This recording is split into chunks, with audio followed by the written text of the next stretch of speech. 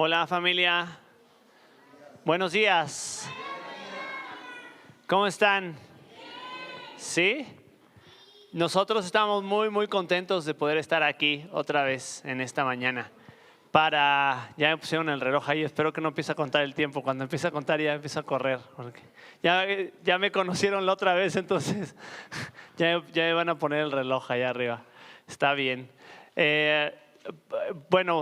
Para los que no me conocen, mi nombre es Uziel. Yo soy originario de la ciudad de Puebla y el día de hoy vengo con mi familia, que están ahí atrás, mi esposa Feli, mi hija Dana, mi hija Zoe, mi hija Yelén y mi hijo Matías. Estamos, por la gracia de Dios, sirviendo al Señor en el Ministerio de Palabra de Vida, aquí en el Instituto Bíblico, apoyando ahí la formación de siervos y líderes que están entrenándose para la obra del ministerio. Y bueno, tenemos mucho tiempo, por la gracia de Dios también, de conocer al pastor Pablo y a Friné, y estamos muy agradecidos de poder estar aquí otra vez en la iglesia, y hoy nos toca compartir el mensaje de la palabra de Dios. Así que te animo a que abras tu Biblia ahí en Santiago capítulo 7. Vamos a hacer una lectura en esta hora. Santiago 7, Santiago capítulo 5. No lo vas a encontrar, Santiago. A ver si estaban atentos, a ver si estaban atentos. Ya empezamos con las herejías, inventando capítulos. Santiago capítulo 5, entiendo, si no me equivoco, este sería el penúltimo mensaje de la serie, ¿verdad? Ya el penúltimo lleva… ¿Cuánto tiempo? Eso no le pregunté al pastor Pablo. ¿3 meses? 3 meses estudiando el libro de Santiago. ¡Wow! Increíble, ¿no? Qué enseñanza, ¿verdad? El libro de Santiago. Vamos a leer, me voy a permitir leer en la Nueva Biblia de las Américas el texto de hoy, que está desde el versículo 7 hasta el versículo 11. ¿Ok? Dice así la palabra de Dios. Por tanto, hermanos, sean pacientes hasta la venida del Señor. Miren cómo el labrador espera el fruto precioso de la tierra, siendo paciente en ello hasta que recibe la lluvia temprana y la tardía. Sean también ustedes pacientes, fortalezcan sus corazones, porque la venida del Señor está cerca. Hermanos, no se quejen unos contra otros para que no sean juzgados. Ya el juez está a las puertas. Hermanos, tomen como ejemplo de paciencia y aflicción a los profetas que hablaron en el nombre del Señor. Miren que tenemos por bienaventurados a los que sufrieron. Han oído de la paciencia de Job y han visto el resultado del proceder del Señor, que el Señor es muy compasivo y misericordioso. Y sobre todo, hermanos, no juren ni por el cielo, ni por la tierra, ni con ningún otro juramento. Antes bien, sea el sí de ustedes sí, y su no, no, para que no caigan bajo juicio. ¿Oramos? Señor bueno, te pedimos como tu iglesia que hoy nos hables. Pedimos que hoy nos hables por medio de tu palabra. Queremos escucharte a ti. No queremos escuchar voz de hombre, no queremos escuchar, Señor, pensamientos que no provengan de tu espíritu, de tu palabra. Así que, Señor, toma estos labios, toma esta mente. Señor, toma este corazón, toma esta vida tan imperfecta, Señor, y perfecciona tu mensaje, Señor, por la obra poderosa de tu Espíritu Santo. Ponemos en tus manos este tiempo en el nombre de Jesús. Amén. Muy bien, vamos a hacer lo siguiente. Los chicos se fueron todos para allá atrás. Los chicos, ¿no, verdad? Todos los chicos que tengan menos de 11 años, ¿dónde están los chicos? A ver, levanten su mano. Ya, menos de 11, no se tienen que pasar acá. No. ¿Van y vienen? Van y regresan. Entonces les digo después. Entonces, bueno, vamos a comenzar. Entonces, ya está corriendo mi tiempo. Ya estoy viendo ahí. Hace ya 18 años, era el 24 de septiembre del 2004. Para nosotros fue un día muy, muy especial. Bueno, el 25 de septiembre, nosotros con mi esposa contrajimos nupcias ese día, en el 2004, y para mí eso fue un día muy, muy especial, ¿verdad? Habíamos preparado durante muchos, bueno, no muchos, pero durante algunos meses lo que iba a ser ese día. Y pues estaba ya todo listo, ¿verdad? Nosotros, mi esposa siempre quiso hacer algo afuera, en un campito, al aire libre. Y el día anterior había llovido un montón y amaneció todo nublado, pero ese día se abrió el cielo y era un día hermoso, ¿verdad? Y la gente que nos iba a apoyar llegó muy temprano y prepararon todo. Y estaba ya el lugar y el espacio, y ya estaban servidas ahí las mesas. Y llegó un señor ese día vestido de gaucho, grandote, nos casamos en Argentina, grandote así el señor, y dijo: yo te voy a hacer el asado para tu boda. Y puso un costillar ahí grandote en la parrilla y empezó a prepararlo desde las 8 de la mañana, ¿verdad?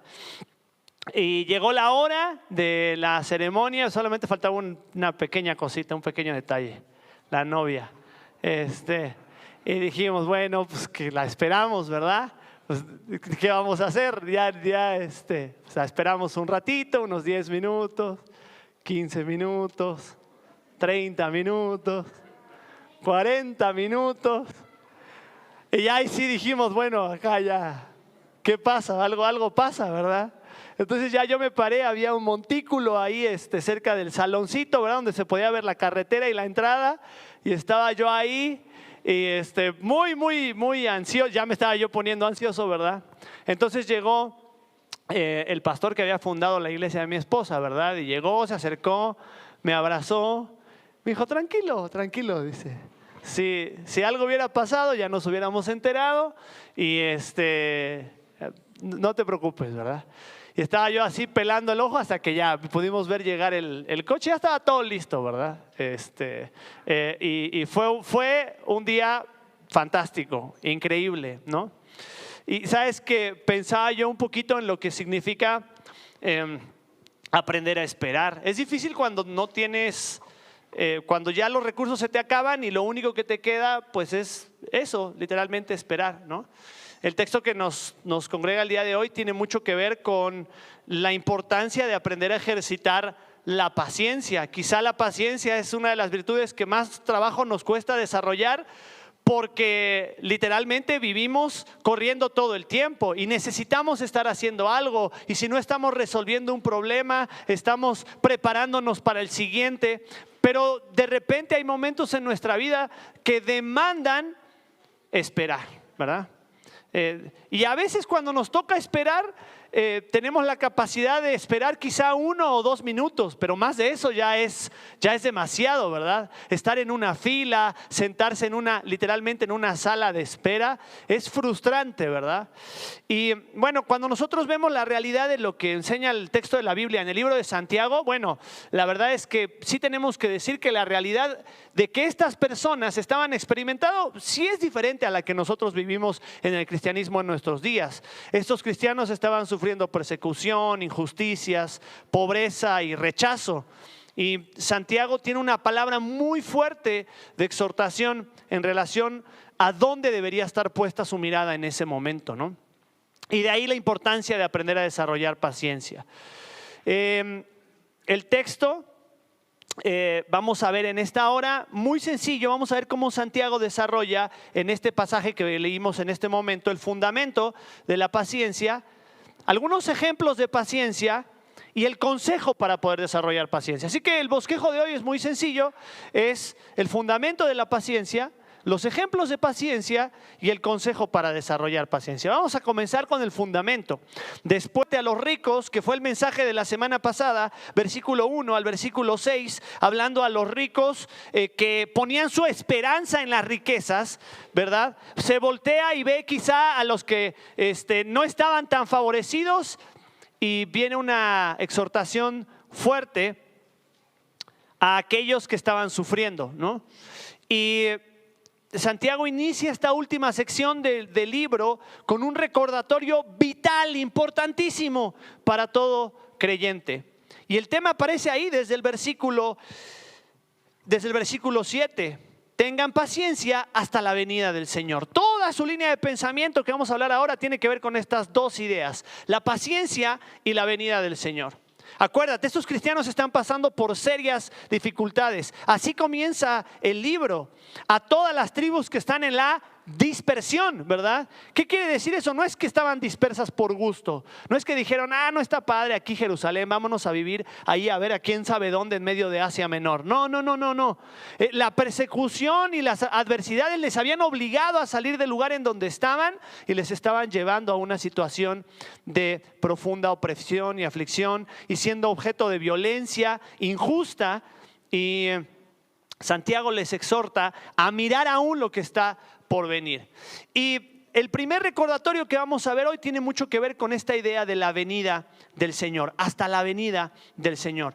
Y la invitación para estos cristianos es decir, oye, mira, ponte a pensar que todo lo que estás sufriendo ahora en algún momento va a terminar. Lo mejor está por venir. Dios va a poner las cosas en orden. Ese fue el plan desde el principio, que Dios restaurara todo lo que Él había hecho, traerlo hacia sí mismo, ¿verdad?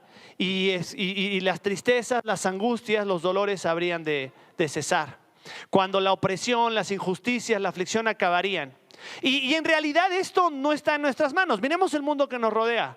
Y sin duda hay un esfuerzo grande porque las injusticias se acaben y no se acaban. Hay un esfuerzo. Y esta palabra nos ayuda a entender un poquito lo que significa permanecer en situaciones difíciles y nos ayuda a ser perseverantes en el presente. Entender que la vida está llena de situaciones adversas y que la invitación de la palabra de Dios para nosotros es mantenernos firmes aún en medio de esas pruebas con perseverancia y no detenernos, seguir caminando. La segunda palabra, que es la que más se traduce como paciencia en la Biblia, aparece en este texto en el versículo 7. Tened paciencia hasta la venida del Señor. Y esta palabra también, su etimología es interesante porque la palabra en griego es la palabra macrotumia, ¿verdad? Que significa largura de ánimo, ¿verdad? Un ánimo largo. Generalmente no habla para soportar a situaciones difíciles, sino habla de aprender a soportar a personas difíciles, ¿verdad? ¿Alguien tiene personas difíciles a quien soportar? Nadie, ¿verdad? ¿Nadie? Todos tenemos a uno. Segura, dice Marcelo que yo, sí, dice yo lo tengo, dice Marcelo. Todos tenemos a alguien, ¿verdad? Ahí, a quien pone a prueba nuestra paciencia, ¿no? Pero esta palabra tiene una connotación diferente. Upomone me ayuda a aprender a soportar situaciones adversas y aprender a hacerlo en el presente. Pero la paciencia, la macrotumia, tiene que ver con una mirada en el futuro, una confianza en el futuro. Upomone, perseverancia en el presente, macrotumia, confianza en el futuro. La capacidad, y esto escucha bien porque es importante, es una capacidad sobrenatural. La capacidad sobrenatural para mirar lo mejor, para esperar lo mejor. Porque hay momentos que honestamente no hay por donde uno vea que la cosa pueda mejorar. Pero la macrotumia nos permite tener una largura de ánimo que nos permite ver que lo mejor está por delante. Estas dos palabras están relacionadas con el sufrimiento. De hecho, el mismo Santiago coloca estas dos palabras en un contexto de sufrimiento, aprender a soportar circunstancias difíciles y aprender a soportar a personas difíciles. El fundamento de la paciencia no es un mero positivismo optimista de que las cosas van a mejorar. Es una certeza absoluta en el carácter de un Dios que no miente y que Él cumplirá lo que ha prometido. La paciencia descansa plenamente en que Dios no se equivoca. En que puedo que no esté entendiendo lo que me está ocurriendo en este momento, pero de lo que sí estoy seguro es que Dios no me miente, que Dios no se equivoca. Por eso el fundamento de esa paciencia es el regreso de Cristo. Por eso a lo que apela Santiago es a la vuelta de Cristo. ¡Ey! ¿Dios miente? No. ¿Qué dijo? Que iba a volver. ¿Lo crees? Sí. Bueno, entonces sé paciente. Ese es el descanso de la paciencia, ¿verdad? Y el regreso del Señor, la verdad, es una doctrina fundamental en todas las declaraciones de fe a lo largo de la historia. Desde los profetas del Antiguo Testamento, pasando por los apóstoles, todos los escritores del Nuevo Testamento. Pablo habló de la venida del Señor en todas sus cartas, excepto en Filemón. Todas las cartas del Nuevo Testamento, del apóstol Pablo, del apóstol Pedro, del apóstol Juan, de Santiago, nos hablan de la venida del Señor, pasando por los padres de la iglesia hasta los reformadores, más allá de los tiempos y de las formas y de las posturas en cuanto a cómo va a ser la venida del Señor. Todas las declaraciones de fe del cristianismo a lo largo de la historia dicen que el Señor vendrá física, presencial, de manera inminente. El Señor vuelve, amén. Estamos seguros de esa certeza que el Señor Jesús vendrá y pondrá orden, restaurará todas las cosas. Y en esa confianza descansa la iglesia. La venida del Señor siempre ha sido una verdad inminente. Y cuando decimos inminente, literalmente es lo que dice aquí Santiago en el versículo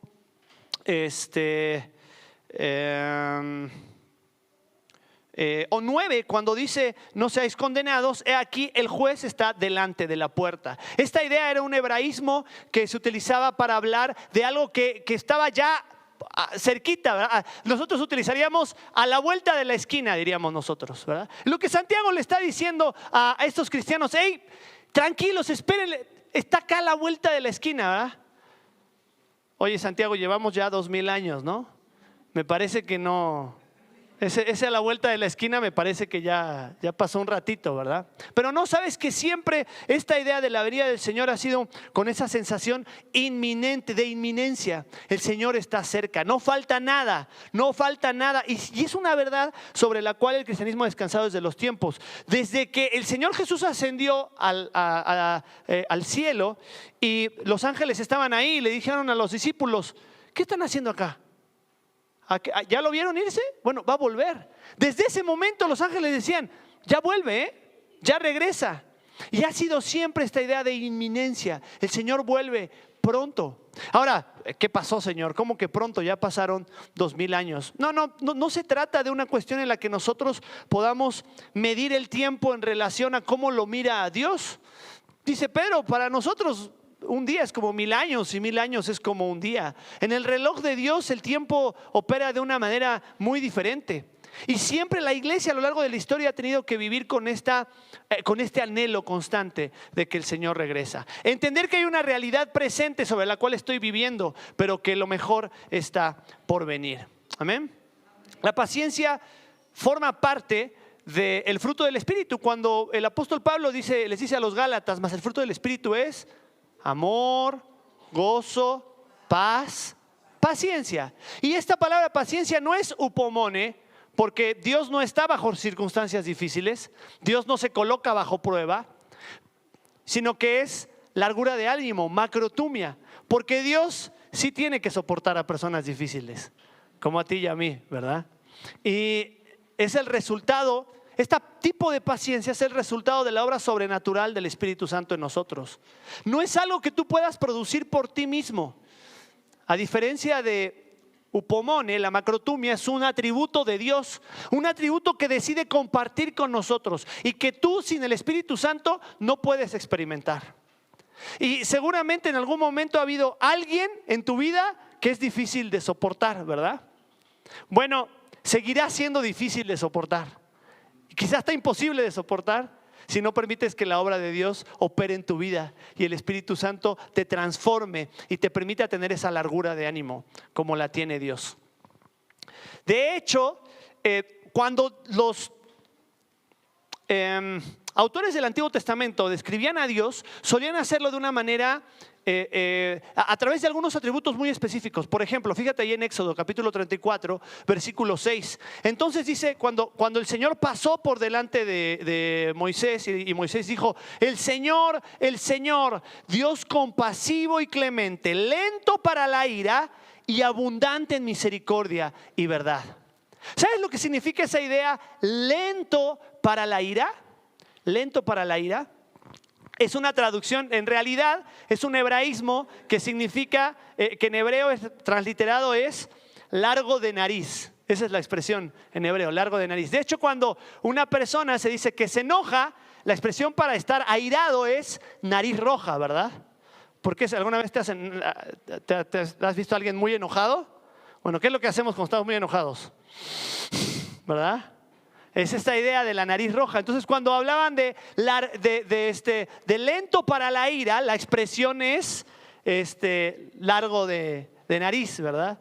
Y obviamente, pues Dios no tiene nariz, no es como nosotros, Dios es espíritu, ¿verdad? Y es una metáfora que habla de que la paciencia de Dios se prolonga, aunque Él va a operar juicio y Él tendría que castigar al pecador, su paciencia se prolonga, ¿no? Por ejemplo, en Génesis 39, versículo 19, cuando la esposa de Potifar acusa a José ¿te acuerdas cuando acusa a José de que quería atacarla? Dice la palabra de Dios que se encendió la ira de Potifar.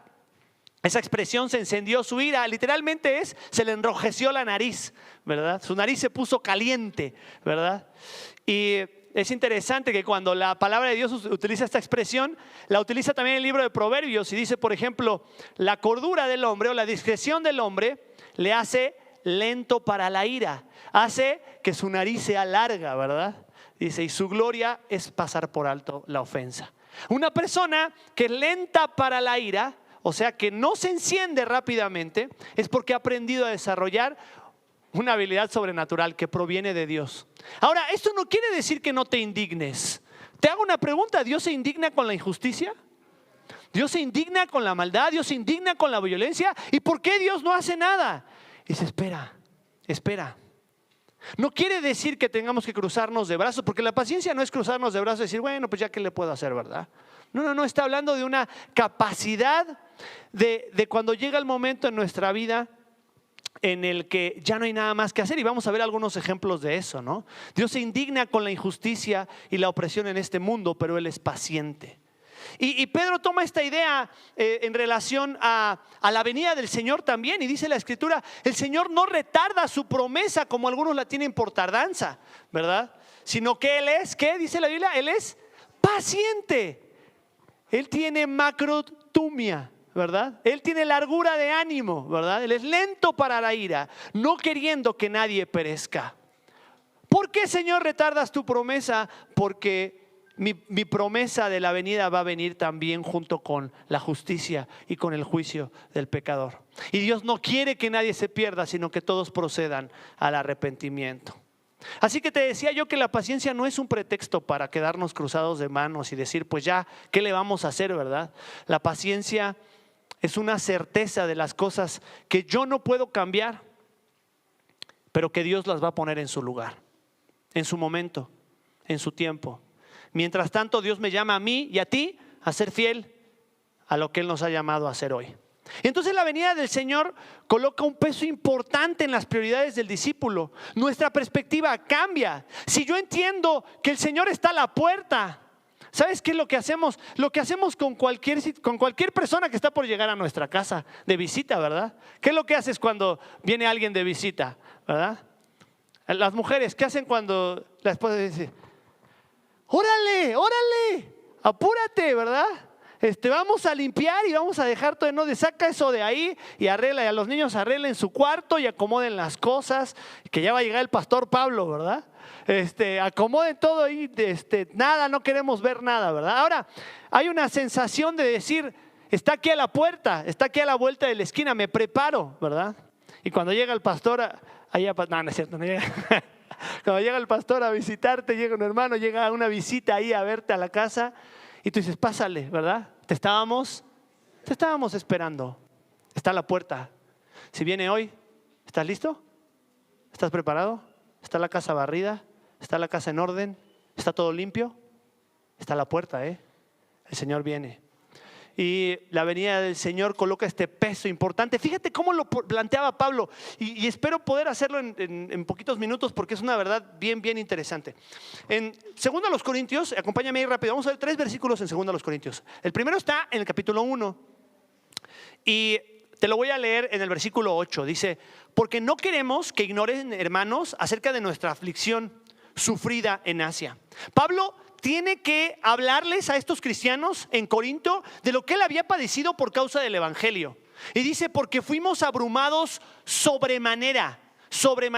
Tú sabes que esa palabra sobremanera, que se traduce acá en la Nueva Biblia de las Américas, es la palabra en griego, la palabra hipérbole. ¿Alguna vez escuchaste esa palabra hipérbole? Cuando decimos que algo es una hipérbole, decimos que algo es como una exageración, ¿verdad? Pablo dice, cuando utiliza esa palabra hipérbole, Pablo la utiliza para hablar de algo que va más allá de algo. Más allá de las fuerzas, más allá de mis capacidades, más allá de algo, ¿verdad? Ahora, no es la única vez que Pablo la utiliza en esta carta. Dice, fuimos abrumados sobremanera más allá de nuestras fuerzas, de modo que hasta perdimos la esperanza de salir con vida. Este sufrimiento que yo estaba pasando me rebasó.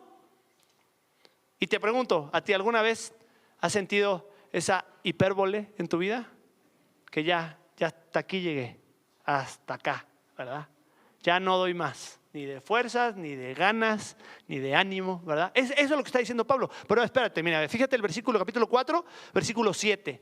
Dice así, cuando Pablo está hablando del evangelio, dice, este evangelio lo tenemos en un tesoro de vasos de barro. ¿Y sabes a quién se refiere cuando habla de los vasos de barro? De ti y de mí. Ese vaso de barro es un instrumento frágil, es un instrumento económico, ¿verdad? Yo he visto que esta ilustración tiene diferentes nombres en diferentes lugares, ¿verdad? En mi tierra le dicen jarrito de Amozoc, porque los jaliscienses dicen jarrito de Tlaquepaque, pero me entienden muy bien, ¿verdad? Es un implemento de cocina muy económico y muy frágil, ¿verdad? Que se rompe de nada. Así dice Pablo, yo soy como un vaso de barro, pero el tesoro más valioso Dios decidió colocarlo ahí. La verdad transformadora del evangelio se colocó ahí. Y fíjate lo que dice después. Dice, para que la extraordinaria grandeza del poder. ¿Sabes qué palabra aparece ahí en el griego original? Hipérbole. Para que la hipérbole de la grandeza del poder sea ¿de quién? De Dios y no de nosotros. Ahora, no es la única vez que utiliza Pablo esta palabra. La vuelve a utilizar en ese mismo capítulo 4, en el versículo 17. Y presta atención porque esta es una joya hermosa. Dice el versículo 4, versículo 17. Dice, porque esta leve tribulación momentánea, la Nueva Biblia de las Américas dice pasajera, esta leve tribulación momentánea. Y tú me dirás, no, Uziel, lo que yo estoy atravesando no es leve ni parece momentáneo. No, pero espérate, la perspectiva que tiene Pablo es trascendente. Este cuate no está viendo lo que está sufriendo ahorita. Él está viendo, yo estoy viendo otra cosa. Y fíjate lo que él está viendo, dice ahí, porque esta leve tribulación momentánea produce en nosotros un eterno peso de gloria que sobrepasa toda comparación. ¿Sabes qué expresión utiliza Pablo acá? Él literalmente está diciendo, produce en nosotros una hipérbole sobre hipérbole. Utiliza 2 veces la palabra. Produce en nosotros un aún más abundante y excelente peso de gloria. Y sabes, aquí utiliza 2 redundancias. Primero dice hipérbole sobre hipérbole. Y luego utiliza una palabra en griego que es la palabra doxa, que es donde sacamos la palabra gloria. ¿Y tú sabes qué es gloria? Bueno, gloria, la palabra en el hebreo, en el Antiguo Testamento, la palabra es la palabra kabod. ¿Y sabes qué significa la palabra kabod? Peso, algo pesado, ¿verdad? Cuando la Biblia habla de algo pesado, utiliza la palabra kabod. Y sabes que cuando decimos que Dios tiene toda la gloria, ¿sabes qué estamos diciendo? Nada en este mundo tiene más peso que el conjunto de las excelencias del Creador. ¿Entiendes? Eso es la gloria de Dios. Nada tiene mayor peso. Sí, pero es que mi cartera está... No, la gloria de Dios. No, pero es que la gloria de Dios. ¿Sabes? A eso se referían los escritores del Antiguo Testamento cuando decían toda la gloria y toda la honra a ti, Señor. El peso. ¿Y sabes lo que está diciendo acá Pablo? Dice un peso del peso, ¿verdad?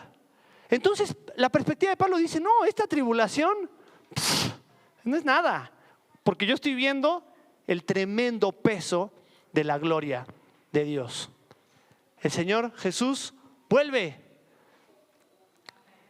Pero esperar puede tornarse un poco difícil. Esperar esa venida puede tornarse un poquito mucho difícil. Y Fíjate, rápidamente te leo el Salmo 13, ¿no? Encontramos en la Biblia muchas veces, con permiso, perdón. Encontramos en la Biblia muchas veces a los salmistas diciendo: ¿hasta cuándo, Señor? Fíjate el Salmo 13, ¿hasta cuándo, Señor? ¿Hasta cuándo, Señor, me olvidarás para siempre? ¿Hasta cuándo esconderás de mí tu rostro? ¿Hasta cuándo he de tomar consejo mi alma, teniendo pesar en mi corazón todo el día? ¿Hasta cuándo mi enojo se enaltecerá sobre mí? Considera y respóndeme, oh Señor Dios, ilumina mis ojos, no sea que duerma el sueño de la muerte, no sea que mi enemigo diga: lo he vencido, y mis adversarios se regocijen cuando yo sea sacudido. Pero yo en tu misericordia he confiado, mi corazón se regocijará en tu salvación. Cantaré al Señor porque me ha llenado de bienes. Ahora, cuando nosotros atravesamos una situación abrumadora, solemos escuchar nuestro corazón y nuestras emociones y nuestro dolor. Y yo tengo una pregunta: ¿qué es lo que vas a escuchar ahora?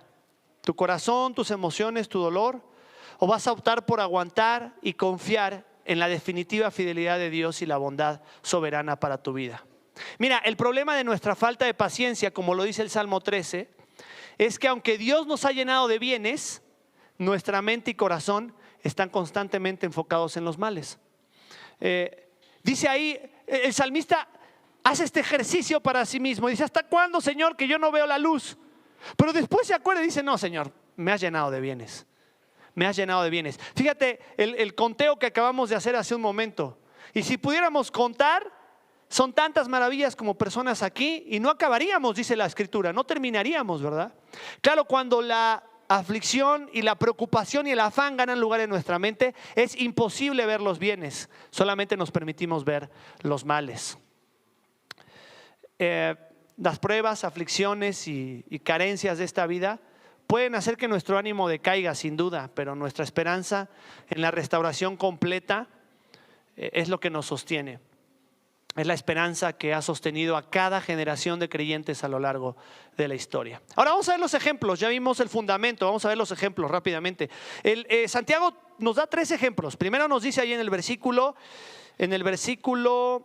7, dice: mira cómo el labrador. Esta expresión mirad aparece ahí en varias oportunidades en este texto, como diciendo: hey, presta atención, observa, ¿verdad? El labrador. Y coloca un ejemplo de la agricultura muy común para las personas de aquel tiempo. Y habla de la lluvia temprana y la tardía. La lluvia temprana, como por el mes de octubre, noviembre, ¿verdad? Que era donde el sembrador trabajaba la tierra durante el verano, ¿verdad? Sembraba la semilla y esperaba la lluvia ahí a finales de septiembre, octubre, noviembre. Esperaba la lluvia temprana, ¿verdad? Ahora, tú eres un labrador que dices: esta va a ser la cosecha del año, preparo las mejores semillas, trabajo la tierra como nunca, preparo perfectamente la tierra y planto la semilla. ¿Y qué haces después? No tienes de otra, no tienes de otra. Y orar, ¿verdad? Clama: Señor, manda la lluvia. Manda la lluvia, dice. Pero ya viene la lluvia. Ay, Señor, gracias porque mandaste la lluvia temprana, ¿verdad? No sé si alguna vez les dejaron a alguno de los chicos, alguna vez hizo ese experimento del frijolito en la escuela. ¿Alguno lo hizo? ¿El del frijolito? ¿Sí? Ok, si hiciste el ejercicio del frijolito, no sé si te pasó que pusiste el frijolito el martes y el miércoles ya quería ver si había nacido, ¿verdad? ¿Y qué te dijo tu mamá? No, espérate, ¿verdad? Por lo menos unos 3, 4 días que el frijolito germine, ¿verdad? Y a veces nosotros somos como el niño que coloca la semilla y estamos ahí, ¿verdad? ¿Ya mero? ¿Ya mero? Como cuando vamos en la carretera, ¿verdad? Y el otro día hicimos un viaje largo con mi amiga Solange allá y veníamos acá y íbamos a Oaxaca, ¿verdad? Salimos de acá y Solange: ¿ya mero? ¿Ya merito? Me decía: ya vamos a llegar, ¿verdad? Y me estaba bromeando, así me tuvo todo el viaje, ¿verdad? Pero a veces somos así en relación con cuestiones que queremos que se resuelvan ya. Y el labrador dice: pues no hay mucho que puedas hacer. Y además las lluvias no siempre llegan cuando quisiéramos que llegaran, ¿no? Y viene la lluvia temprana, pero después faltan otros 4 meses. O sea, falta diciembre, enero, febrero, marzo, y por ahí de marzo a abril llegaba la lluvia tardía, ¿verdad? La lluvia que asentaba ahí y preparaba ahí la cosecha, preparaba la siembra ya lista para la cosecha, ¿no? Entonces el labrador aprende a esperar y a descansar y a confiar en la providencia, ¿verdad? Y eso es paciencia. Mira el siguiente ejemplo, los profetas. Dice el versículo 10, toma como ejemplo de aflicción y de paciencia a los profetas que hablaron en el nombre del Señor. Cuando enfrentamos adversidades, solemos sentir que no hay nadie en el mundo que esté sufriendo como nosotros. Es que no tienes idea por lo que estoy pasando, ¿verdad? Y nos sentimos que seguramente nadie en mi vida sufrió como estoy sufriendo, ¿verdad? Y en realidad, pues Pedro le decía a los cristianos, a ver, cálmate, ¿no? O sea, los fieles a lo largo de la historia han padecido igual y hasta peor, ¿verdad? Y esta perspectiva de mirar el sufrimiento en otras personas nos permite también poner los pies sobre la tierra. Por ejemplo, si tú ves la profecía de Isaías y Jeremías, ¿no? Son profetas del Señor fieles que se mantuvieron ahí firmes. No vieron a una sola persona convertida con su ministerio.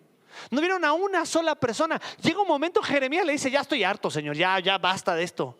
O sea, ¿de qué se trata? Tú me chamaqueaste, le dice al Señor. Así le dice Jeremías. Le dice, Señor, me chamaqueaste. Tú me llamaste y yo fui cautivado y fui detrás de tu llamado. Y me engañaste, le dice. Estaba en su frustración, estaba en su sufrimiento, ¿verdad? Pero después Jeremías reflexiona y dice, no, tú estás conmigo como poderoso gigante. ¿A dónde voy a ir? ¿Qué voy a hacer? Si tú me llamaste a hacer esto y a predicar la palabra, voy a seguir fiel. Aunque yo no vea el fruto, aunque no me toque a mí. Y es esta idea de la siembra y la cosecha. De alguna manera, lo que tú siembras vas a cosechar, aunque no te toque necesariamente a ti ver ese fruto. El Señor es fiel. Santiago deja claro que no les debe de extrañar la realidad de sufrir en este mundo. Los fieles siempre han experimentado presión, rechazo y persecución. Ahora observa el último ejemplo que coloca ahí. Dice ahí el versículo 11. Tenemos bienaventurados a los que sufren. Habéis oído de la paciencia de Job y habéis visto el fin del Señor, que Él es muy misericordioso y compasivo. Y acá vemos otra vez el ejemplo de Job, que no recibió una respuesta cuando clamó durante 37 capítulos de por qué estaba sufriendo él.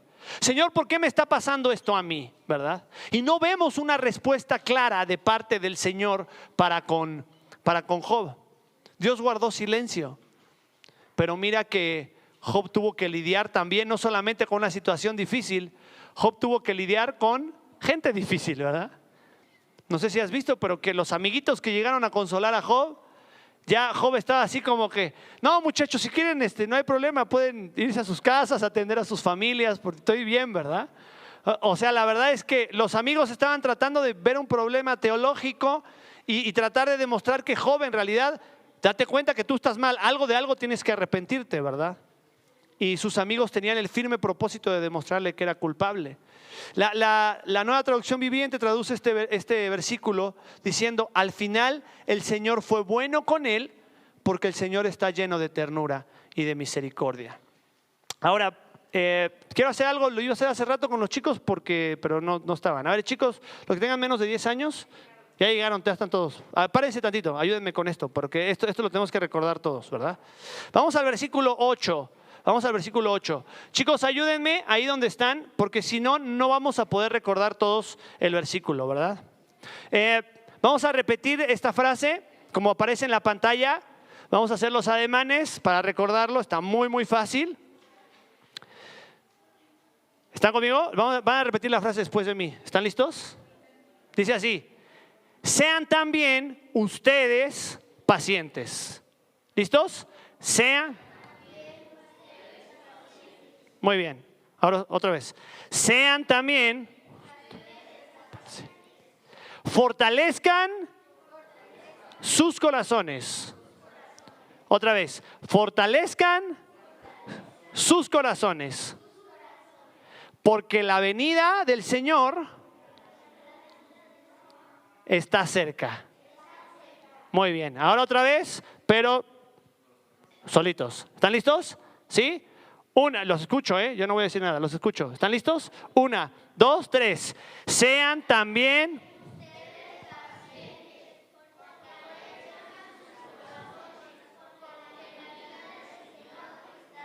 Excelente, espectacular, muy bien. Tomen su lugar, lo vamos a repasar al rato también, ¿no? ¿Sabes? Esa palabra en el versículo 8 literalmente significa ármate de paciencia. Esa palabra que aparece ahí, sean también ustedes pacientes, literalmente significa echa mano, ármate, equípate con la paciencia, ¿no? Toda aflicción adquiere una profunda subjetividad en base a que es una experiencia personal que afecta al individuo que lo está sufriendo. No es la objetividad de quien describe un acontecimiento, sino la subjetividad de quien está sufriendo. Por eso Santiago nos pone como ejemplo, observa a Job, observa a los profetas, observa al Señor Jesús, ¿verdad? A fin de que dejando de considerarse a sí mismos, centren su atención en aquellos que han sufrido y que se han mantenido firmes en la carrera de la fe. Ahora observa esa expresión, fortalezcan sus, ¿qué? Corazones, fortalezcan sus corazones. No sé si te acuerdas, en el capítulo anterior, Santiago exhortó a los cristianos a decir, hey, ustedes de doble ánimo, ¿qué dice?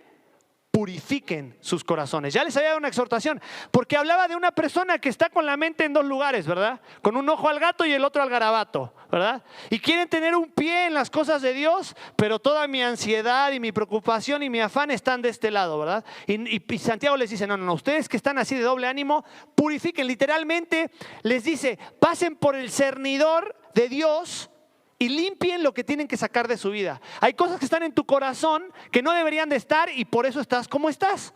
Esa es la exhortación de Santiago cuando dice purifiquen sus corazones. Y ahora les dice, purificaste tu corazón, fortalécelo, ¿verdad? Fortalécelo. ¿Y cómo voy a fortalecer mi corazón? No hay otra cosa que confiando y aterrizando y descansando en las promesas de Dios.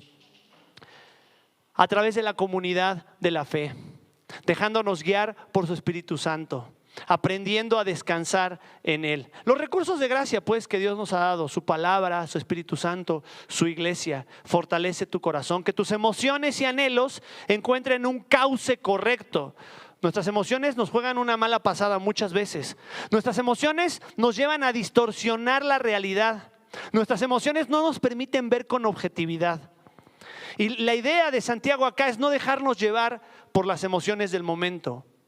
Entonces una fe genuina afirma, esa otra forma de decir fortalezca puede ser afirma tu corazón, afírmalo, ¿verdad?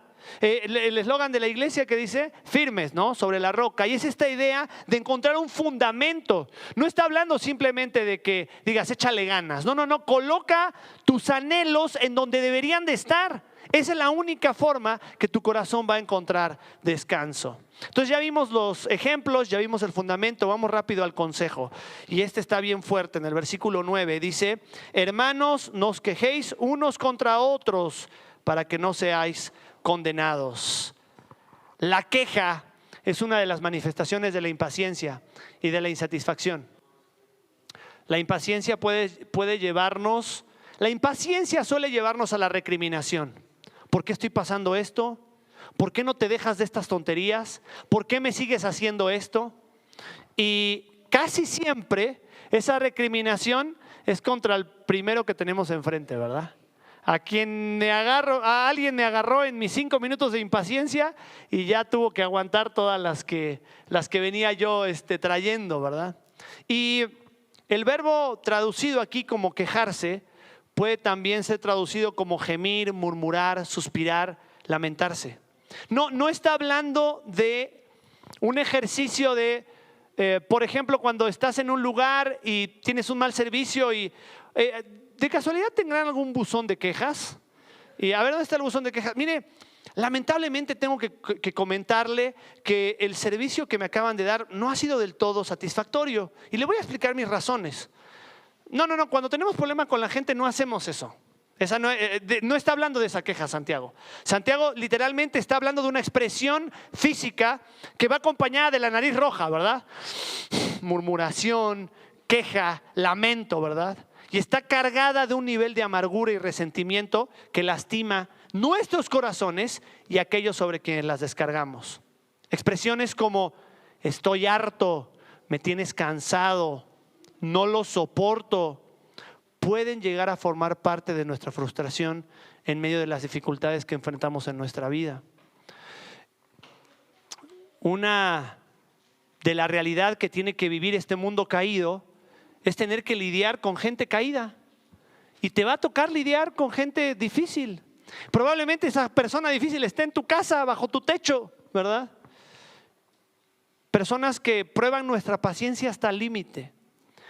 Nuestra mirada en el lugar correcto es la que nos va a permitir ver que Dios ha tenido mucha paciencia. Fíjate lo que dice el versículo 11. Habéis oído de la paciencia de Job y habéis visto el fin del Señor, que el Señor es muy bueno, misericordioso y compasivo. Ahora escúchame bien, el Señor te tuvo paciencia y mucha.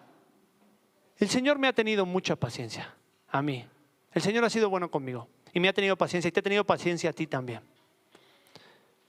¿Cómo puedes decir que el Señor vive en tu vida y que el Señor llena tu vida cuando no puedes soportar a tu hermano? Cuando no puedes tener largura de ánimo, cuando no puedes reflejar el fruto del Espíritu, amando a quien no lo hace, extendiendo misericordia a quien no lo está haciendo. Ese es el amor de Cristo reflejado en nuestra vida. Quejarse es todo lo contrario a vivir gozoso. La queja son hermanas de las críticas y de las murmuraciones. Y fíjate lo que dice ahí el versículo. Dice, para que no sean juzgados. Cuando nos quejamos de alguien más, nos sentamos en la silla de Dios como juez para ver las imperfecciones de otras y somos incapacitados de ver nuestras propias imperfecciones. Y nos olvidamos que hemos de dar cuenta de ellas también. Y ten cuidado de juzgar con severidad, porque lo que siembras vas a cosechar. Y si tú juzgas con severidad hoy y un día tú tropiezas, qué triste va a ser que haya alguien que te diga, ¿te acuerdas? ¿Te acuerdas cómo juzgaste tú? Pero Dios no opera de esa manera. Dios es tardo para la ira y extiende su paciencia para con nosotros. Yo te invito a que por un momento pienses. Yo cuando te hablé de hace rato, ¿hay alguien que pone a prueba tu paciencia? Se te agarró un nudo acá en la panza, ¿verdad? Y te acordaste de esa persona y se te hizo acá una cosa acá en la panza. Bueno, seguramente vino alguien a tu mente, ¿verdad? Yo te animo a que en esta hora tú coloques esa persona delante del Señor. Y le digas, Señor, tú me estás llamando a mostrarle tu vida, así como tú mostraste paciencia para conmigo. Recuerda, dice ahí, el juez está a la puerta. El juez está a la puerta. Y si el juez llega hoy y toca la puerta de tu casa y te pide cuentas de lo que hay en tu corazón, no, Señor, espérame, déjame limpiar la casa, ¿verdad? Déjame sacar esto que estorba, ¿no? Y fíjate, el último consejo aparece en el versículo 12, pero sobre todo, hermanos míos, no juréis ni por el cielo ni por la tierra. La queja generalmente nos lleva a hablar de más, nos lleva a utilizar nuestras palabras de manera inadecuada. Por eso Santiago dice ahí al final que vuestro sí sea sí y vuestro no sea no. Lo que está diciendo acá es que nuestro hablar sea congruente con la realidad y no conveniente a nuestro discurso. Cuando nosotros permitimos la amargura en nuestro corazón, elaboramos un discurso conveniente para nosotros. Elaboramos un discurso donde yo soy la víctima y alguien más me está haciendo mal. Distorsionamos la verdad y no nos damos cuenta. Nos permitimos engañar a nosotros mismos, damos lugar a la mentira. Es lo que Santiago está diciendo, no. Transforma tu mente, cambia tu corazón para que tu hablar sea certero, para que sea objetivo, para que puedas hacer un juicio de valor en función de la realidad, ¿no? Y terminamos ahí con lo que dice el versículo 11. Al final, el Señor es bueno y compasivo. Y esa palabra que aparece en el versículo 11, bienaventurados. Bienaventurados. Santiago tenía en mente, cuando escribió su carta, muy influenciado por dos fuentes: las enseñanzas del Señor Jesús principalmente, y el libro de Proverbios. Por eso vas a leer mucho lenguaje de Santiago que proviene de la literatura de sabiduría. Y el Señor Jesús, su principal método de enseñanza era la literatura de sabiduría, al estilo de Salomón. Y el Señor Jesús comienza el mensaje del Sermón del Monte ¿con qué? Bienaventurados, bienaventurados. Cuán feliz aquellos que han sido perseguidos por causa de la justicia. Dice Mateo capítulo 5, versículo 10 y 11. Bienaventurados serán cuando los insulten y los persigan y digan toda clase de mal contra ustedes, mintiendo. Toda la paciencia del creyente descansa en el carácter de Dios y en las promesas de Dios. Ese es un llamado a la fidelidad. La fidelidad es una entrega incondicional y absoluta, puntualizada en la expresión que puede llegar a decir hasta la muerte, en sentido de disposición a entregarse a la fidelidad, aunque ello vida. La idea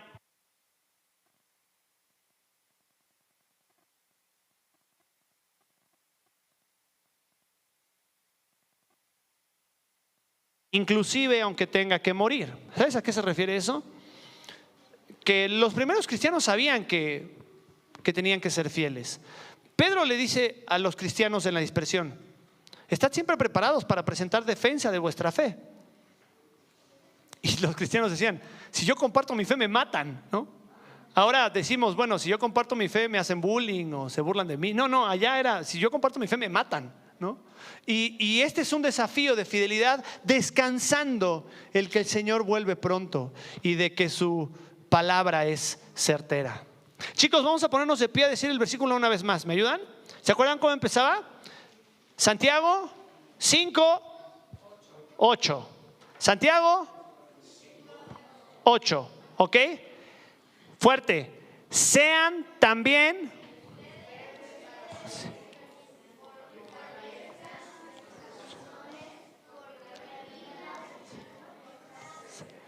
Santiago. Muy bien, pueden tomar su lugar. ¿Sabes que la palabra venida del Señor en griego es la palabra parousia y significa literalmente llegada? Llegada. No habla solamente de aparición, habla de llegada. Y sabes que es un término que se utilizaba en las campañas romanas, ¿verdad? Cuando los generales salían a la batalla. Y en aquel tiempo el Imperio Romano era invencible. Si un pelotón o una campaña del Imperio Romano salía para vencer, no salía para ver si ganaban, ¿no? Iban a conquistar lo que ya tenían dominado, ¿no? Entonces, cuando una campaña volvía a una ciudad importante, la gente no sabían cuándo iban a volver, porque no sabían cuánto tiempo iba a durar la campaña. Pero lo que sí hacía la gente de la ciudad era prepararse, ¿verdad? Y preparaban, tenían listo ahí la comida para cuando llegaran los guerreros, y tenían lista ahí a los músicos para cuando llegaran ahí celebrarles. Tenían listos a los porteros para que cuando vinieran y llegaran ahí en la campaña abrieran la puerta y el general entraba, ¿verdad? Y venían los vítores, ¿verdad? Y la celebración, porque llegaba conquistando. Esa es la idea de la parousia, ¿verdad? Esa palabra nos habla de la idea que el vencedor regresa. El Señor vuelve venciendo, y dice el libro de Apocalipsis, vuelve venciendo y vuelve para vencer, ¿verdad? Viene con una insignia que dice Rey de Reyes y Señor de Señores. Y Él viene para poner orden en esta tierra. Y su pueblo habrá de recibirle con júbilo. Y ¿está preparado su pueblo para recibir al Señor? Que así sea, ¿verdad? Que nuestras vidas estén preparadas y tengamos en nosotros paciencia para cuando el Señor vuelva. Vamos a orar. Inclina tu rostro. Inclina tu rostro. Señor, qué difícil es ejercitar la paciencia. Es imposible en nuestras fuerzas. Señor, a mí me frustra las necesidades que no se suplen. Me frustra las situaciones que no cambian. Me identifico con el salmista en el Salmo 13 que dice: ¿hasta cuándo, Señor? ¿Hasta cuándo? ¿Hasta cuándo? Señor, tú sabes esa persona que prueba mi paciencia, cómo me he sentido lastimado en mi corazón. Señor, esta virtud es imposible desarrollarla en nuestras fuerzas. Permite que sea tu Espíritu Santo hoy obrando en nuestra vida. Y Señor, gracias porque tú eres paciente, porque tú eres tardo para la ira, porque tú no ejecutas tu juicio inmediato sobre nosotros, ni sobre los que no te conocen. Señor, permítenos tomar tu ejemplo, así como lo hizo Jesús,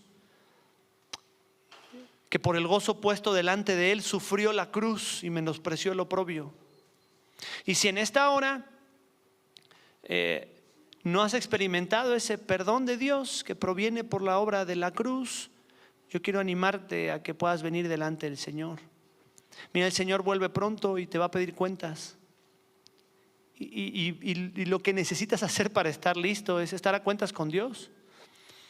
Jesús entregó su vida y derramó su sangre para darte perdón de pecados. Nadie sufrió como sufrió Jesús. Nadie experimentó el dolor como lo experimentó Él. Y lo hizo para que tú no tuvieras que sufrirlo. El castigo de tu paz fue sobre Él. Por su herida nosotros tenemos perdón. Y yo te invito en esta hora, si aún no has venido a los pies de Cristo, arrepentido para pedir su perdón y su clemencia. Hoy Dios extiende su misericordia, como leíamos hace rato, porque Él no quiere que nadie se pierda, sino que todos procedan al arrepentimiento. Padre, gracias por tu palabra. Oro, Señor, por si hay alguien que traes a nuestra mente, Señor, que está probando nuestra paciencia. Permítenos orar por él en ese momento. Toma un tiempo y atrévete a orar por esa persona. Dile, Señor, te pido coloca su nombre ahí, que para mí está siendo difícil en mi corazón, que me siento lastimado, o que está probando mi paciencia, o que ya colmó mis nervios. Puede ser motivo de un juego, de risa, pero hay un punto en el que lastima mi corazón y lastimamos a otros con ese resentimiento, con ese rencor. Señor, permite que ese juicio sea conforme a verdad en mi mente y en mi corazón. Y ayúdale a mostrarle el amor de Cristo a esa persona. Te damos gracias por tu palabra en esta hora. En el nombre de Jesús, amén.